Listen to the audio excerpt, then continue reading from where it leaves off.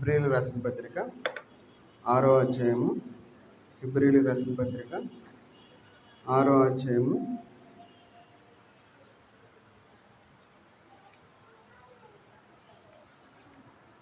1వ వచనం అందరం కలిసి చదువుకుందాం. హెబ్రీయులకు రాసిన పత్రిక 6వ అధ్యాయము 1వ వచనం అందరం కలిసి చదువుకుందాం.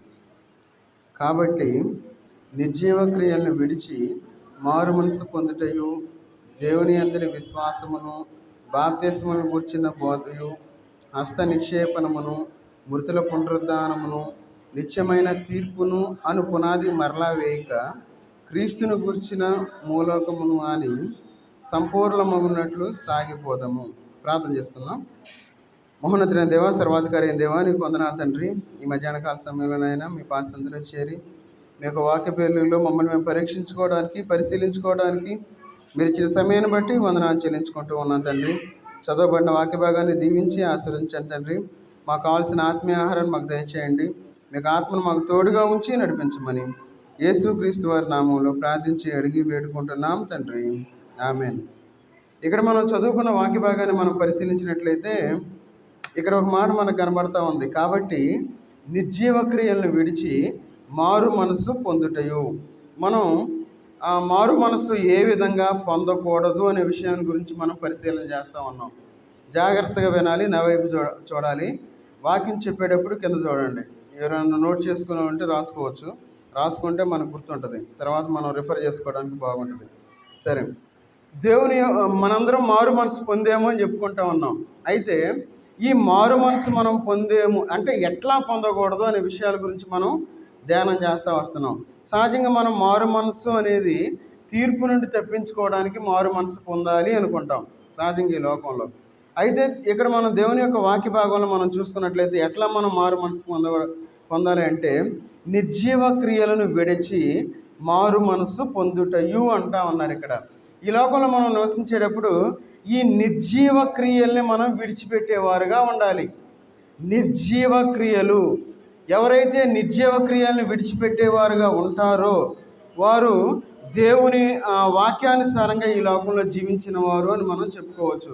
ఈ లోకంలో మారు మనస్సు అంటే నిర్జీవ క్రియలను మనం విడిచిపెట్టడం అని మనం అర్థం చేసుకోవాలి.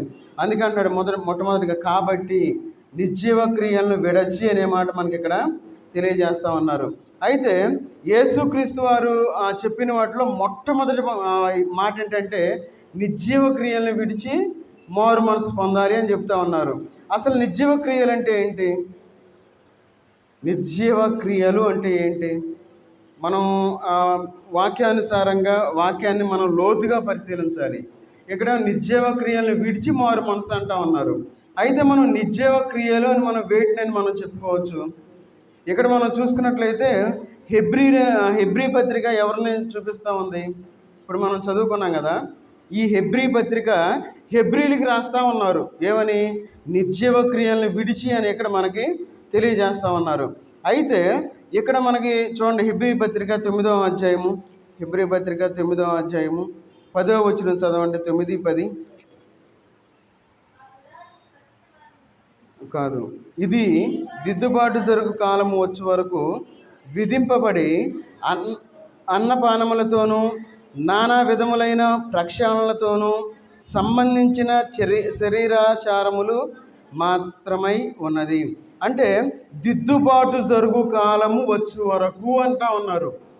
దిద్దుబాటు జరుగు కాలము వచ్చే వరకు అంటే యేసుక్రీస్తు వారు చనిపోయి తిరిగి లేచిన తర్వాత దాన్ని మనం దిద్దుబాటు కాలము అంటారు.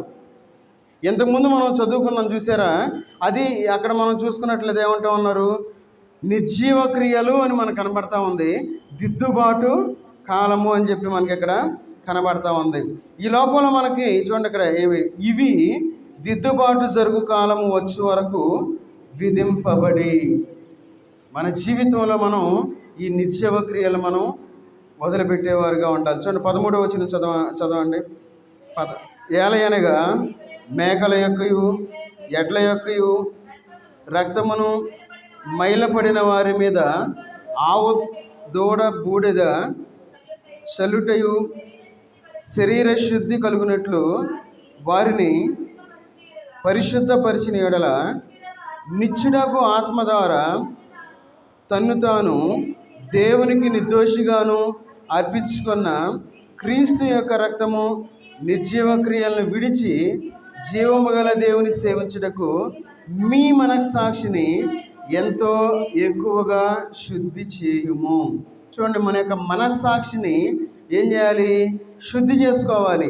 దేని బట్టి మనం శుద్ధి చేసుకోవాలంటే ఇక్కడ మేకల రక్తం కాదు, కోడెల రక్తం కాదు, యేసుక్రీస్తు వారి యొక్క రక్తం చేత మనం ఏం చేయాలి?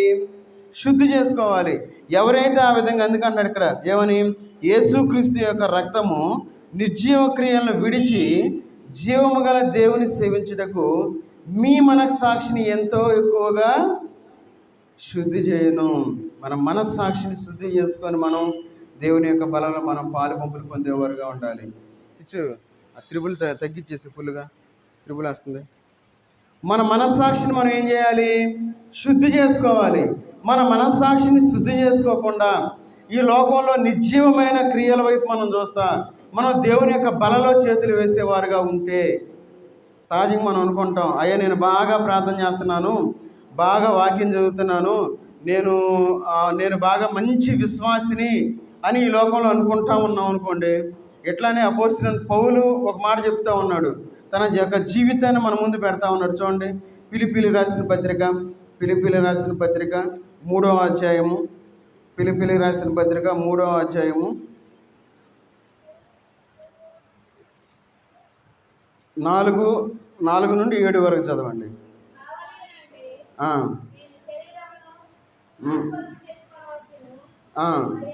మరి ఎవడైనను శరీరమును ఆస్పదము నేను మరి ఎక్కువగా చేసుకొనవచ్చును. 8వ దినమున సున్నతి పొంది తిని ఇశ్రాయేలు వంశపు వాడనై బెన్యామీను గోత్రములో పుట్టి హెబ్రీయుల సంతానమై హెబ్రీయుడనై ధర్మశాస్త్ర విషయము పరిసయ్యుడనై ఆసక్తి విషయము సంఘమును హింసించువాడనై ధర్మశాస్త్రము వలన నీతి విషయమై అనింద్యుడనై తిని అయినను నాకు లాభకరమై ఉండెను. వాటిని క్రీస్తు నిమిత్తము నష్టముగా ఎంచుకుంటుని. ఇక్కడ మనం చదువుకున్న వాక్య భాగంలో చూసుకున్నట్లయితే అపోస్తలుడైన పౌలు తను ఒక ఉదాహరణగా మన ముందు చెప్తా ఉన్నాడు. తన యొక్క గొప్పదనాన్ని ఏమని చెప్తా ఉన్నాడు? నేను సున్నతి పొందాను అని ఒక మాట అంటా ఉన్నాడు. ఈ సున్నతి అనేది ఒక మతపరమైన చర్య అని మనం చెప్పుకోవచ్చు. అంటే ఖచ్చితంగా ప్రతి ఒక్కరూ సున్నతి పొందాలి. అంటే ధర్మశాస్త్రం కింద ఎవరైతే ఉన్నారో వారందరూ ఖచ్చితంగా సున్నతి పొందవలసిందే. అంటే అపోస్తలుడైన పౌలు చెప్తా ఉన్నాడు ఏమని? అయ్యా నేను కూడా సున్నతి పొందాను. తర్వాత ఏమంటా ఉన్నాడు? చదవండి. బెన్యామీను అంటే వారి యొక్క కుటుంబ స్థితిని గురించి చెప్తా ఉంది. చూడండి అక్కడ ఏమంటా ఉన్నారు? హెబ్రీయుల సంతానమైన హెబ్రీయుడనై చాలు బెన్యామీను గోత్రంలో పుట్టి, అంటే బెన్యామీను అంటే వారి యొక్క కుటుంబ స్థితిని మనకి తెలియజేస్తూ ఉంది. తర్వాత పరిసయ్యుడు అంటే ఒక హోదాను చూపిస్తూ ఉంది. అంటే ఒక మతపరమైన హోదా అన్నమాట. అది ఏమని? పరిసయ్యుడనై అని చెప్తా ఉన్నారు. అంటే ధర్మశాస్త్ర విషయమై పరిసయ్యుడనై ఆసక్తి విషయమై సంఘమును హింసించువాడని. ఏం చేస్తున్నాడు? ప్రగాఢమైన నమ్మకం ఉంది. ఏమని? దేవుని యొక్క ధర్మశాస్త్రం ప్రకారం తను చేసేదంతా కరెక్టే. అపోస్తలుడైన పౌలు తను చేసే తప్పు కాదు. సున్నతి పొందాడు, మంచి వంశంలో పుట్టాడు, పరిసయ్యుడిగా ఉన్నాడు, తర్వాత ఆసక్తితో దేవుని పని చేస్తూ ఉన్నాడు. తన వరకు అది కరెక్టే. అయితే ఇక్కడ మనం ఇవన్నీ ఏమని చెప్తా ఉన్నాడంటే, అయినను ఏవేవి నాకు లాభకరములై ఉంటేనో వాటిని క్రీస్తు నిమిత్తము నష్టముగా ఎంచుకుంటుని. చూడండి, వీటన్నిటినీ వదిలిపెడతా ఉన్నాడు అపోస్తలుడైన పౌలు. మరి మనము ఈ లోకంలో మనం జీవించడం నేనేందో తెలుసా అంటాం. మనం గొప్పకి వెళ్ళిపోతాం. నేనని చెప్పి మన యొక్క వంశాల గురించి చెప్పుకోతాం అని ఈ లోకంలో మన యొక్క హోదాను గురించి చెప్పుకోవటం. మనం అట్లా ఉండకూడదు. ఈ లోకంలో మనం జీవించేటప్పుడు మనం నష్టంగా ఎంచుకోవాలి. అందుకే చెప్తా ఉన్నాడు, సమస్తమును నష్టముగా ఎంచుకుంటుని. కాబట్టి ఈ లోకంలో మనం దేవుని యొక్క బలలో మనం చేతులు వేసేటప్పుడు సమస్తాన్ని మనం నష్టంగా ఎంచుకునేవారుగా ఉండాలి. మన యొక్క స్థితిని మనం పక్కన పెట్టేవారుగా ఉండాలి. ఈ యొక్క నిత్యమ క్రియలు మనం వదిలిపెట్టేవారుగా ఉండాలి. అందుకే చూడండి, సౌలు పౌలుగా మారి అనేకమైన సేవ చేసినట్లు మనం చూస్తూ ఉన్నాం. అంత మాత్రమే కాదు, చూడండి 7వ వచనంలో చదవండి. ఏవేవి లాభకరమో ఉంటేనో వాటిని క్రీస్తు నిమిత్తం నష్టముగా ఎంచుకోండి. 8, నిశ్చయముగా నా ప్రభు అయిన యేసుక్రీస్తుని గూర్చిన అతి శ్రేష్టమైన జ్ఞానము నిమిత్తమై సమస్తమును నష్టముగా ఎంచుకొనుచున్నాను. చూడండి, అక్కడ నష్టముగా ఎంచుకున్నాను అన్నాడు, సమస్తమును నష్టముగా ఎంచుకొనుచున్నాను అంటా ఉన్నాడు. అంటే నష్టంగా ఎంచుకున్న తర్వాత అది ఇంకా కొనసాగుతూ ఉంది తన యొక్క జీవితంలో. ఈ లోకంలో మనం సమస్తాన్ని వదిలిపెట్టి దేవుని వైపు మనం చూసేవారుగా ఉండాలి. మనకున్న హోదాని, మనకున్న బలాన్ని, బలగాన్ని, ఒకవేళ మనకున్న ధనాన్ని, సమస్తాన్ని మనం చూడకూడదు. సమస్తాన్ని వదిలిపెట్టి మనం ఏం చేయాలి? అపోస్తలుడైన పౌలు ఎట్లయితే కొనసాగిస్తూ ఉన్నాడు. అందుకే 8వ వచనంలో దేవుని సమస్తముగా ఎంచుకొనుచున్నాను అంటే కంటిన్యూస్ టెన్స్ అది, అంటే ఇంకా అట్లా కొనసాగుతూ ఉన్నాడు. మరి మన జీవితంలో మనం ఆ విధంగా జీవిస్తూ ఉన్నామా? మారు మనసు పొందేము అని చెప్పుకొని దేవుని యొక్క సన్నిధికి ప్రథమ ప్రాధాన్యత మనం ఇచ్చేవారుగా ఉన్నామా? పరిశీలన చేసుకోవాలి. సమస్తాన్ని నష్టంగా ఎంచుకునేవారుగా ఉండాలి. ఎంచుకొని కొనసాగేవారుగా ఈ లోకంలో మనం జీవించాలి. ఎవరైతే ఆ విధంగా జీవిస్తారో దేవుని యందు భయభక్తులు కలిగిన వారుగా ఉంటారు. భయభక్తులు కలిగిన కుటుంబాలుగా ఈ లోకంలో వర్ధిల్లేవారుగా ఉంటారు. వారు దేవుడు వాళ్ళని వదిలిపెట్టడు. ఈ లోకంలో మనం జీవించేటప్పుడు మన అనుభవాలన్నీ మనం పక్కన పెట్టాలి. దేవుని కోసం మనం దేవునిలో నిలబడేవారుగా ఉండాలని చెప్పి అపోస్తలుడైన పౌలు మనకి ఇక్కడ చెప్తా ఉన్నాడు. అంటే ఈ లోకంలో సహజంగా మనం అనుకుంటాం, అనేకమైనవి చేయాలి, అనేకమైన పండగలు చేయాలి, లేదంటే ఉత్సవాలు చేయాలి, అది చేయాలి, ఇది చేయాలి అని చెప్పి సహజంగా అనుకుంటూ ఉంటాం. అవన్నీ నిత్యమైన క్రియలే. చూడండి, కావాలంటే యెషయా గ్రంథం 64వ అధ్యాయంలో మనకి అక్కడ ఒక మాట మనకి రాసి పెట్టారు. యెషయా గ్రంథం 64వ అధ్యాయము, యెషయా గ్రంథం 64వ అధ్యాయము 6వ వచనం చదవండి. మేమందరము మా నీతి క్రియలన్నీ మురికి గుడ్డవలే నాయను, మేమందరము ఆకువలే వాడిపోతుమి, గాలివాన కొట్టుకొని పోవునట్లుగా మా దోషములు మమ్మను కొట్టుకొని పోయేను. చూడండి, ఇక్కడ మేమందరము అపవిత్రుల వంటి వారమైతిమి, మా నీతి క్రియలన్నీ మురికి గుడ్డవలే నాయను. అదేంటి నీతి క్రియలు మురికి గుడ్డ వలె ఎట్లా అవుతాయి? ఈ లోకంలో సహజంగా అనుకుంటాం ఏమనంటే, మనం 10 మందికి సాయం చేస్తేనో, లేదంటే ఈ లోకంలో మనం బాగా దానం ధర్మాలు చేస్తేనో దేవుడు మనల్ని రక్షిస్తాడని చెప్పి అనుకుంటా ఉన్నాం.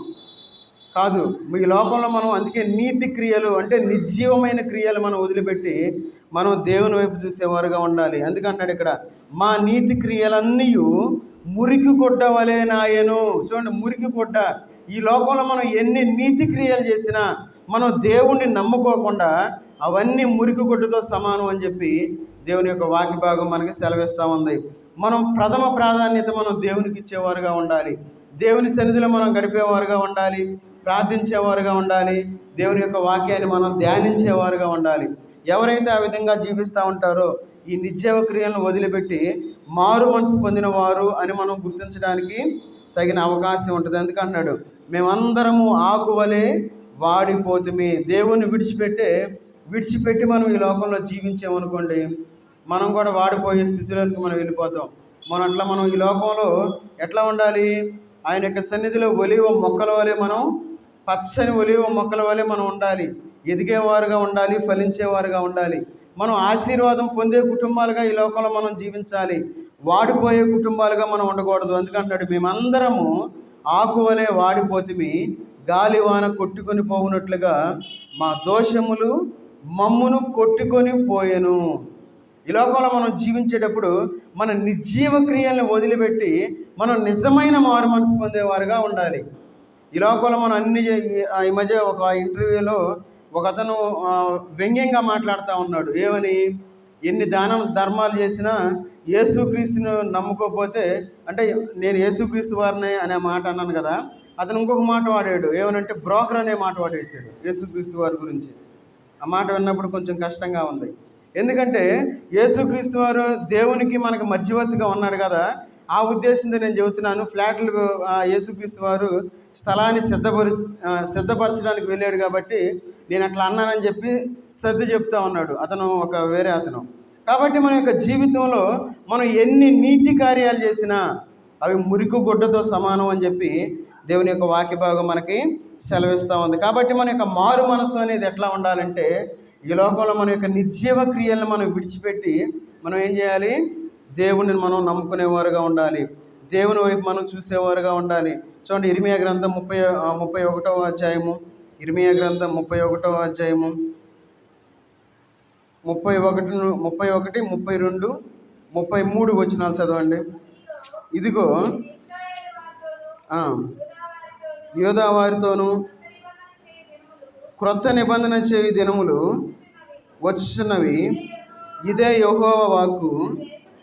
అది ఐగుప్తులో నుండి వారిని రప్పించుటకై నేను వారిని చెయ్యి పట్టుకున్న దినమున వారి పితరులతో నేను చేసిన నిబంధన వంటిది కాదు. నేను వారి యజమానుడనైనను వారు ఆ నిబంధనను భంగము చేసుకునిరి, ఇదే యెహోవా వాక్కు. ఆ దినములైన తరువాత నేను ఇశ్రాయేలు వారితోనూ యోధా వారితోనూ చేయబోవు నిబంధన ఇదే. వారి మనసులలో నా ధర్మ విధి ఉంచెదను, వారి హృదయముల మీద దాన్ని వ్రాసేదను, ఇదే యెహోవా వాక్కు. మనం ఈ వాక్యం ఇంతకుముందు చదువుకున్నట్లుంది కదా, ఇంతకుముందు ఒకసారి చదివినట్టు గుర్తు. అంటే మనం కొత్త నిబంధనలో చదివాం, పాత నిబంధనలో చదవాలా, అవునా కదా? గుర్తుందా? రాసుకున్న వాళ్ళకి ఇక్కడ నోట్ చేసి ఉంటుంది కాబట్టి వాళ్ళకి అర్థమైంది.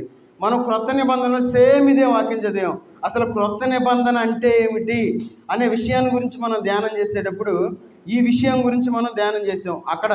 అయితే అసలు నిజంగా మనం మారు మనసు ఎట్లా పొందాలి అంటే చూడండి, అక్కడ ఈ మాట గురించి చెప్తా ఉన్నారు. ఏమని? నేను ఇశ్రాయేలు వారితోనూ యోధా వారితోనూ క్రొత్త నిబంధన చేయు దినములు వచ్చుచున్నవి. చూడండి, ఎప్పుడో ఇర్మియా గ్రంథంలో రాసి పెట్టారు. ఏమని? క్రొత్త నిబంధన గురించి ఎప్పుడో రాసి పెట్టారు. చూడండి, దేవుని యొక్క ఆలోచన మనందరం బాప్తిస్మం తీసుకోవాలి, మనందరం బలలో చేతులు వేయాలి, మనందరం యేసుక్రీస్తు వారి యొక్క మార్గంలో మనం నడుచుకోవాలి అని చెప్పి దేవుని అనాది కాల సంకల్పం అది. దేవుడు సడన్గా చేయలేని నిబంధన. ఈ క్రొత్త నిబంధన అనేది మన కోసం ఎప్పటి నుండో వాళ్ళందరూ ఎదురు చూశారు. ఏమని? ఆ నిబంధన అనేది ఎట్లా ఉంటుంది అని చెప్పి. అయితే వారు దాన్ని చూడలేకపోయారు. కానీ దేవుని యొక్క కృప వలన మనందరం క్రొత్త నిబంధనకు వచ్చేసాం. అదే ఇక్కడ అంటా ఉన్నాడు. ఏమనంటే, ఆ దినములైన తర్వాత నేను ఇశ్రాయేలు వారితోనూ యోధా వారితోనూ చేయబో నిబంధన ఇదే. వారి మనస్సులలో నా ధర్మ విధి ఉంచెదను. చూడండి, వారి హృదయము మీద దానిని వ్రాసేదను. పాత నిబంధన రాతి పలకల మీద రాశాడు దేవుడు ఆయన యొక్క ఆజ్ఞలు, ఆయన యొక్క వాక్యాన్ని. అయితే దేవుడు మన యొక్క హృదయంలో రాయాలి అని చెప్పి ఆయన ఆశపడతా ఉన్నాడు. అది క్రొత్త నిబంధన. చూడండి, మన మనస్సు మారు మనసు మనం కలిగి జీవించాలంటే ఈ లోకంలో నిర్జీవమైన క్రియల్ని వదిలిపెట్టి దేవుని వైపు మనం చూసేవారుగా ఉండాలి. ఈ లోకంలో మనం అనుకుంటాం ఏమని? ఈ లోకంలో సహజంగా అనుకుంటాం, నాకు ఆరోగ్యం బాగుంది, అంతా బాగుంది అనుకుంటాం. ఏమి లేదు. రీసెంట్గా ఒక వారం అవుతుందేమో, మా రవికాంత్ మళ్ళీ అవన్నీ చూస్తే మళ్ళీ తేడా పడుతుంది, ఎందుకంటే మనకి యూట్యూబ్లో వస్తూ ఉంటుందిగా. సరే, దగ్గర తెలిసిన వాళ్ళు పెద్దగా అరుస్తామన్నారు. ఏంది అరుస్తున్నారని చెప్పి బయటకు వెళ్ళి చూస్తే ఊరేసుకున్నాడు అన్నారు. తీసుకెళ్ళారు హాస్పిటల్కి. వాళ్ళు పెద్దగా ప్రార్థనలు చేస్తూ ఉన్నారు. తర్వాత కొంత సమయం అయిపోయిన తర్వాత మధ్యరాత్రిలో లేదంటే ఎప్పుడో మళ్ళీ శవాన్ని తీసుకొచ్చారు. అతను చనిపోయాడు. యవనస్తుడే, పెద్ద వయసు ఏం కాదు. వాళ్ళు అనుకోవాలా, ఆ పాస్టర్ గారు వెళ్ళి ప్రార్థన చేయడానికి వెళ్ళాడు. ఆ పాస్టర్ గారు ప్రార్థన చేస్తూ ఉన్నాడు. ప్రార్థన చేస్తూ ఉన్నప్పుడు అతను కూడా బాప్తిస్మం తీసుకున్నాడు, దేవునిలో ఉన్నాడు, బల్లో చేతులేసే వ్యక్తే. అయితే 10 రోజుల నుండి త్రాగుడికి అలవాటు పడ్డాడు, త్రాగుతూ ఉన్నాడు. ఈ పాస్టర్ గారు వచ్చి ప్రార్థన చేస్తూ ఉన్నాడు, ఈయన గదిలోకి వెళ్ళిపోయాడు, ఊరేసుకున్నాడు. ఎవరు పట్టించుకోలేక లోపలికి వెళ్ళి చూశారు, అంతా జరిగిపోయింది, క్షణాల్లో జరిగిపోయింది. చూడండి, మన జీవితంలో ఏ క్షణం ఏం జరిగిద్దో ఎవరికి తెలియదు. మనం అనుకుంటాం ఏమనంటే అంతా బాగానే ఉందిలే, పర్లేదు అనుకుంటాం. కాదు, ఈ లోకంలో నిర్జీవమైన క్రియలను మనం వదిలిపెట్టాలి. ఎవరైతే నిర్జీవమైన క్రియల్ని వదిలిపెట్టి దేవుని వైపు చూస్తూ ఉంటారో, చూడండి, ఒక కుటుంబ పెద్దని కోల్పోయింది. ఆ కుటుంబం మంచిగా పెద్ద ఇల్లు కట్టాడు ఆయన, మంచి పెద్ద ఇల్లు, డబుల్ స్టోరీ ఇల్లు వేసాడు, మంచిగా కట్టాడు ఇల్లు. చూడండి, మన జీవితంలో ఏ క్షణం ఏం జరిగిద్దో మనకు తెలియదు. కాబట్టి ఈ లోకంలో జీవించిన అన్నాళ్ళు మనం ఏం చేయాలంటే చాలా జాగ్రత్తగా జీవించాలి. మనకు సమయం దొరికినప్పుడు ఖచ్చితంగా దేవుని సన్నిధికి రావాల్సిందే. ఒకవేళ మనం దేవుని సన్నిధికి రాకపోతే నేను అడగను, దేవుడు కూడా ఏం అడగడు. కానీ మనం జాగ్రత్తగా ఉండాలి. ఈ లోకంలో ఎవరైతే నిర్జీవమైన క్రియల్ని విడిచిపెట్టి జీవిస్తూ ఉంటారో, దేవుని యొక్క మహాకృపను బట్టి మనందరం సంతోషంగా ఉన్నామని అనుకుంటున్నాను నేను. మన కుటుంబాల్లో సమాధానం ఉంది, మనం కుటుంబాల్లో మనందరం సంతోషంగానే ఉన్నామని చెప్పి నేను భావిస్తూ ఉన్నా. ఆ సంతోషాన్ని మనం నిలబెట్టుకోవడానికి మనం ప్రయత్నం చేసేవారుగా ఉండాలి. కాబట్టి అందుకంటా ఉన్నాడు ఏమని, ఈ క్రొత్త నిబంధన చేస్తాను అని చెప్పి మనకి ఎప్పుడో పాత నిబంధన నుండి మనకి దేవుడు తెలియజేస్తూ ఉన్నాడు.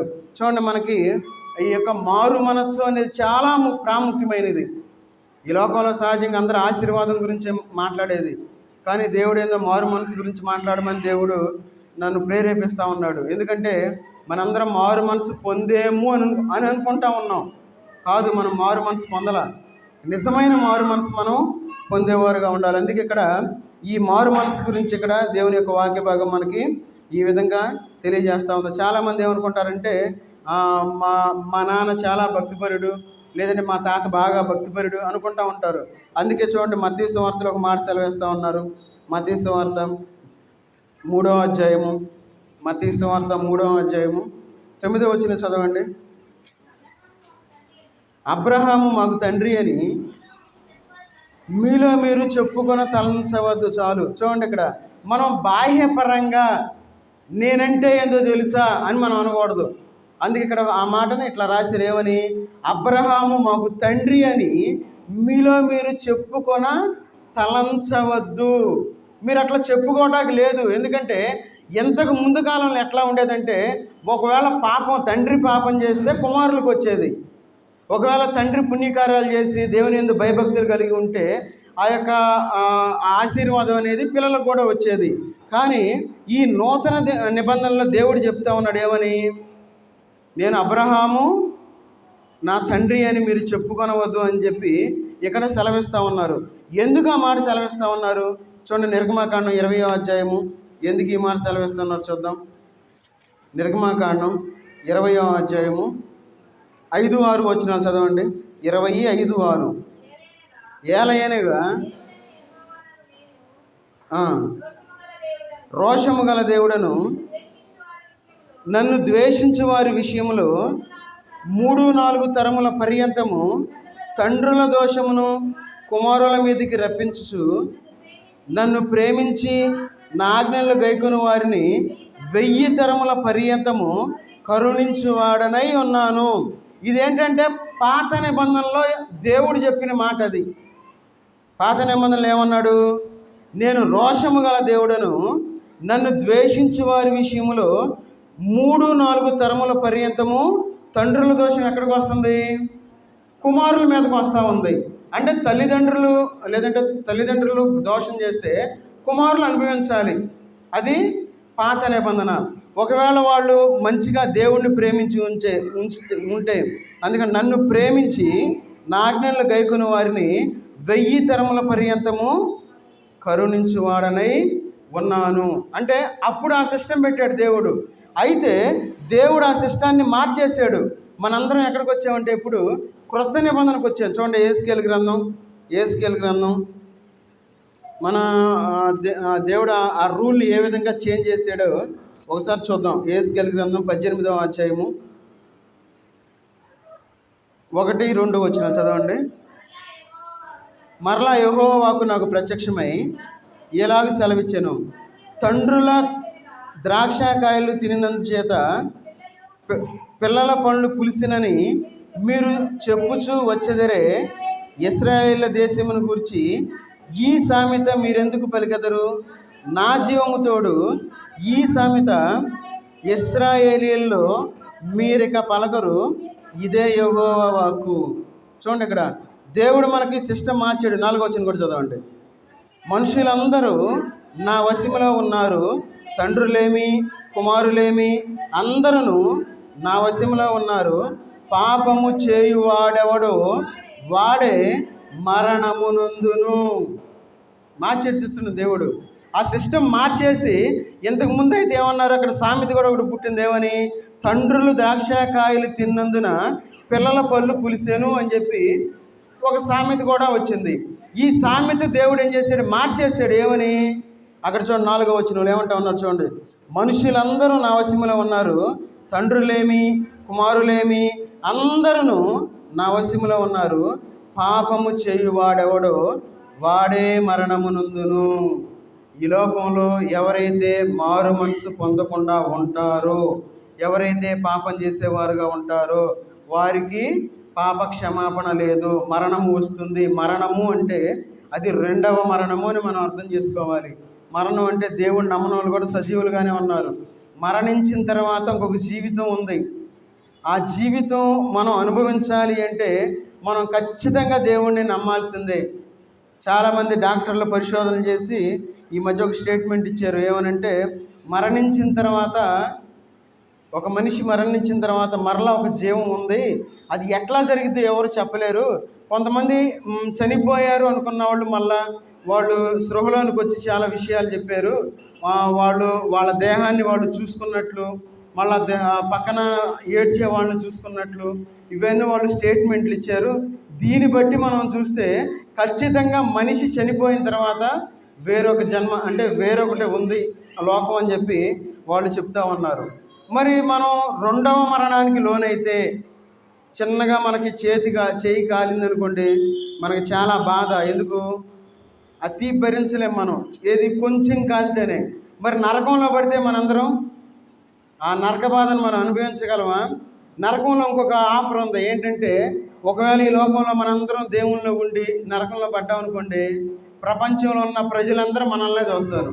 అదొక ఆఫర్ ఉంది, మంచి ఆఫర్. అది బాగా దేవునికి ప్రార్థనలు చేసి మనం వాక్యాన్ని చదివి మన మనసు మార్చుకోకుండా మనం కోపిష్టులుగాను లేదంటే పాపిష్టులుగాను ఇంకా మనం అన్ని రకాల పాపాలు చేసి మనం చనిపోయిన తర్వాత నరకంలో పడితే ప్రపంచంలో ఉన్న వాళ్ళందరూ చూస్తారు.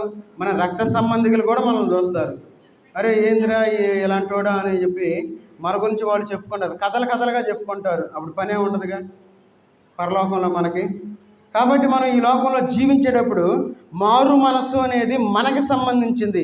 అందుకే చూడండి, 19వ వచనం 20వ వచనం చదవండి. అయితే మీరు కుమారుడు తన తండ్రి యొక్క దోష శిక్షకు ఏలపాత్రుడు కాడని చెప్పుచున్నారు.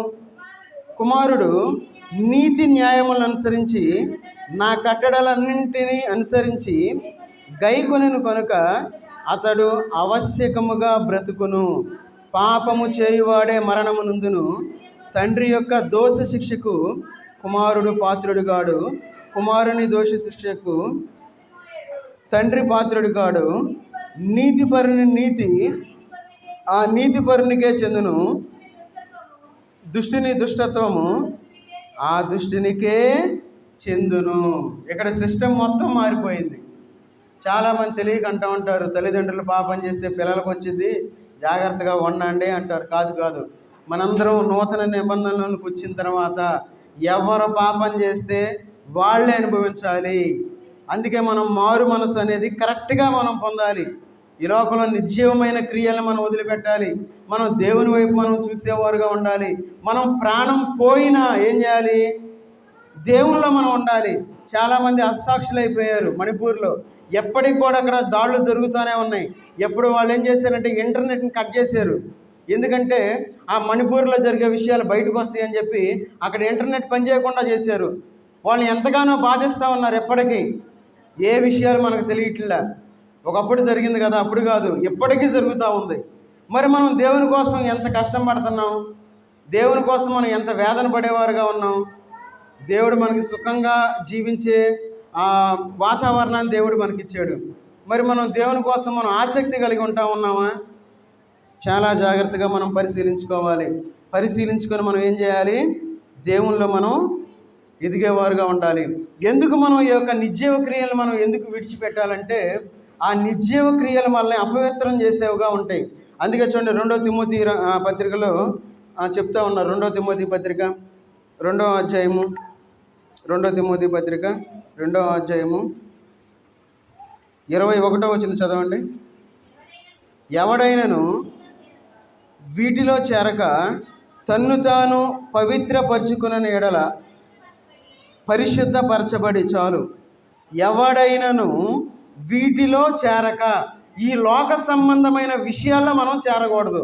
అందుకన్నాడు ఇక్కడ, ఎవడైనను వీటిలో చేరక తన్ను తాను పవిత్రపరచుకున్న ఎడల.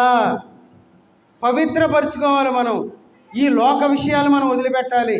మనం పవిత్రపరచుకుంటేనే, చూడండి అక్కడ, వాడు పరిశుద్ధపరచబడి. మనం పరిశుద్ధపరచబడాలి అంటే మనం పవిత్రంగా ఉండాలి. మనం పవిత్రంగా ఉండకుండా దేవుడు మనల్ని పరిశుద్ధపరచడు. పరిశుద్ధపరచటము అనేది దేవుని చేతిలో పనేది. ఈ లోకంలో అనుకుంటాం పరిశుద్ధంగా ఉండాలనుకుంటాం, మనం పరిశుద్ధంగా ఉండలేము. మనం పవిత్రంగా ఉండగలం. అందుకన్నాడు ఇక్కడ ఏమని, చూడండి ఇక్కడ, తన్ను తాను పవిత్రపరుచుకొని ఎడల. ఎవరైతే పవిత్రపరుచుకొని ఈ లోకంలో జీవించేవారుగా ఉంటారో వారిని దేవుడు పరిశుద్ధపరిచేవాడుగా ఉంటాడు. దాన్ని మనం గమనించాలి. మనందరం అనుకుంటాం పరిశుద్ధులము అని. లేదు. రేపు తీర్పు జరిగేటప్పుడు ఒకవేళ నేను ఇట్లా బోధిస్తా ఉన్నా, ఒకవేళ నా పేరు జీవ గ్రంథంలో లేదు అనుకోండి, నేను పరిశుద్ధుని కాదు, దేవుడు నన్ను వాడుకున్నాడంతే. మనం పవిత్రంగా ఉండాలి. మనం ఎంత పవిత్రంగా ఈ లోకంలో జీవించగలమో అంత పవిత్రంగా మనం జీవించాలి. ఎందుకంటే అపవాది మనల్ని అభ్యంతరపరిచేదిగా ఉంటుంది. అపవాది మనల్ని దేవునికి చోటు ఇవ్వనిదిగా ఉంటుంది. కాబట్టి ఈ లోకంలో మనం జీవించేటప్పుడు అపవాదికి చోటు ఇవ్వకుండా దేవునికి మనం చోటిచ్చి పరిశుద్ధపరుచుకునేవారుగా మనం ఈ లోకంలో జీవించాలి. తర్వాత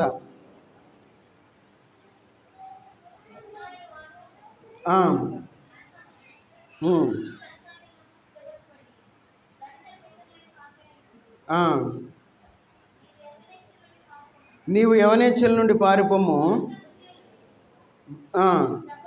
పవిత్ర హృదయులై ప్రభువుకు ప్రార్థన చేయువారితో కూడా నీతిని, విశ్వాసమును, ప్రేమను, సమాధానమును సంపాదించుకున్నటకు ప్రయాసపడము. ఈ లోకంలో సహజంగా మనం ఎందుకు ప్రయాసపడతాం? అయ్యా, నా బిడ్డను బాగా చదివించాలి, ఇంజనీరింగ్ చేయాలి, కలెక్టర్ని చేయాలి అని అనుకుంటాం. ఈ లోకంలో మన చేతిలో ఏమీ లేదు. సహజంగా ఈ లోకంలో మనం ఆశపడతాం. బాగా చదివి పిచ్చోళ్ళు అయిపోయిన వాళ్ళు చాలామందిని మనం చూస్తూ ఉన్నాం. ఏది చదివి చదివి చదివి పిచ్చోళ్ళై రోడ్ల మీద తిరిగే వాళ్ళని. మీకు యూట్యూబ్లో సుమన్ టీవీ అని ఒక ఛానల్ ఉంది. దాంట్లో వాళ్ళు ఎట్లా తిరిగే వాళ్ళని చూపిస్తూ ఉంటారు. కొంతమందిని వాళ్ళు బాగా ఎంబీబీఎస్ చదువుకున్న వాళ్ళు, మంచి మంచి యూఎస్లో డిగ్రీలు చేసిన వాళ్ళు మన ఇండియాలో ఏం చేస్తూ ఉన్నారంటే రోడ్ల మీద తిరుగుతూ ఉన్నారు. వాళ్ళు ఎంత ఫ్లూయెంట్గా ఇంగ్లీష్ మాట్లాడుతూ ఉన్నారు. వాళ్ళని చూస్తే ఆశ్చర్యం వేసింది, ఏంది వీళ్ళు ఇంత బాగా చదివారా అని. మనం ఈ లోకంలో ఏం సంపాదించుకోవాలంటే చూడండి, ఇక్కడ దేవుని యొక్క వాక్య భాగంలో రాయబడి ఉంది. ఏమని? పవిత్ర హృదయులై ప్రభువునకు ప్రార్థన చేయు వారితో కూడా. ఎవరు ప్రార్థన చేస్తారు? మందిరానికి వచ్చేవాళ్ళు. ఎవరైతే దేవుని సన్నిధికి రాకుండా ఉంటారో, ఎవరైతే పాపిష్టి జీవితాన్ని జీవిస్తూ ఉంటారో వారికి దూరంగా ఉండవలసిందే. కొంచెం ఆ మాట కష్టంగానే ఉంటుంది. అయ్యా, పాపిష్టోళ్ళైనా మనుషులే కదా, ఆ సహోదరుల్ని ప్రేమించమన్నారు అని మనం వాక్యాన్ని పైకెత్తి చూపిస్తాం. కాదు, పాపిష్టోళ్ళు ఆ యొక్క మనసు మారే వరకు మనం దూరంగా ఉండాల్సిందే, తప్పదు. మనం ప్రేమించాలి, వాళ్ళని ద్వేషించమంటలా. అయితే ప్రార్థన చేయు వారితో మనం కలిసి ఉండాలి. పాపిష్టి వాళ్ళతో మనం ఉంటే దేవుని సన్నిధికి మనం రాలేము. మన సహవాసం ప్రార్థించే వారితో ఉంటే ఏం చేస్తాం?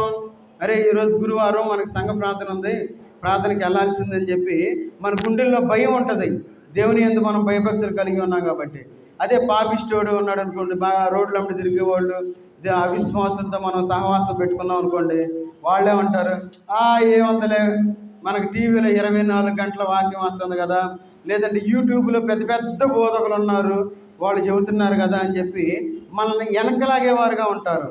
కాబట్టి మనం ప్రార్థన చేసే వారితో మన సహవాసాన్ని మనం కలిగి ఉండాలి. వారు ఎప్పటికీ దేవుని యొక్క సన్నిధికి రాకుండా వాళ్ళు ఉండలేరు. కాబట్టి అందుకే ఇక్కడ అంటా ఉన్నారు, ఏమని?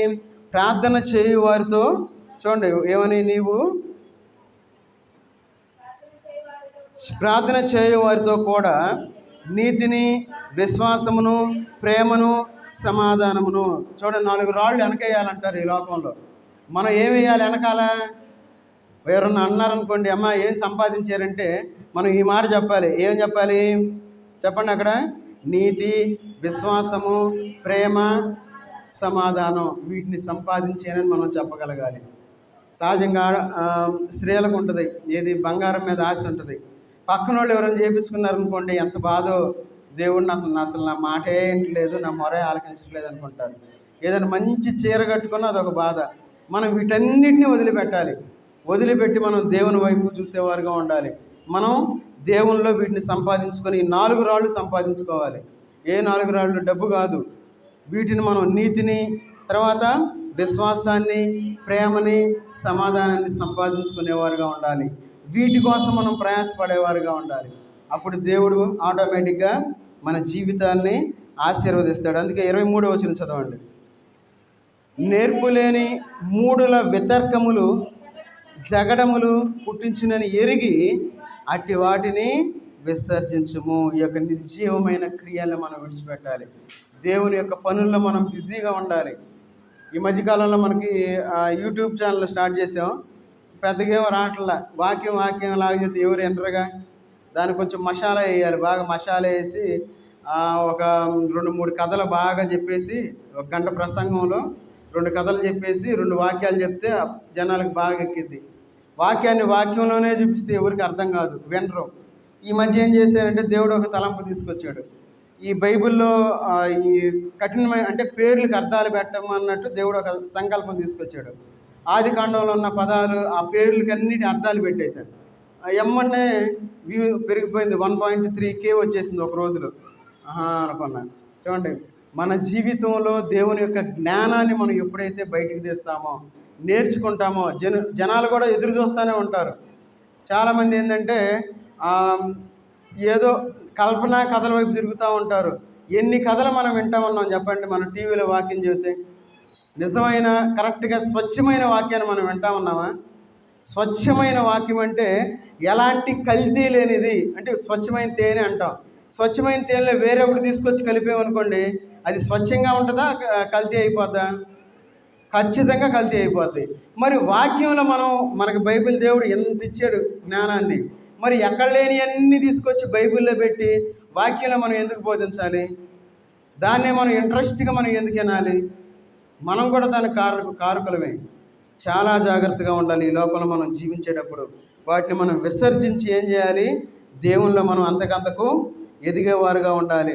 అందుకే చూడండి, ఉజ్జియా మారు మనసు పొందకుండా తన యొక్క గర్వపు మనసు కలిగి, చూడండి 2వ దినవృత్తాంతముల గ్రంథం అది చూసుకొని ఒక 5 నిమిషాల్లో ముగించేస్తాను నేను. 2వ దినవృత్తాంతముల గ్రంథం 26వ అధ్యాయము, 2వ దినవృత్తాంతముల గ్రంథం 26వ అధ్యాయము 16వ వచనం చదవండి. అయితే అతడు స్థిరపడిన తరువాత అతడు మనసున గర్వించి చెడిపోయిన చాలు. చూడండి, అతడు స్థిరపడిన తర్వాత, ఈ లోకంలో మనం స్థిరపడే వరకే దేవుని దగ్గరకు వస్తాం. మనం స్థిరపడిన తర్వాత ఏం చేస్తాం? దేవుని ముఖం కూడా చూడం, ప్రార్థన కూడా చెయ్యం, బైబిల్ కూడా చదవం. నాకు టైం లేదంటాం. మరి అంతకుముందు మన స్థితి ఏంటి?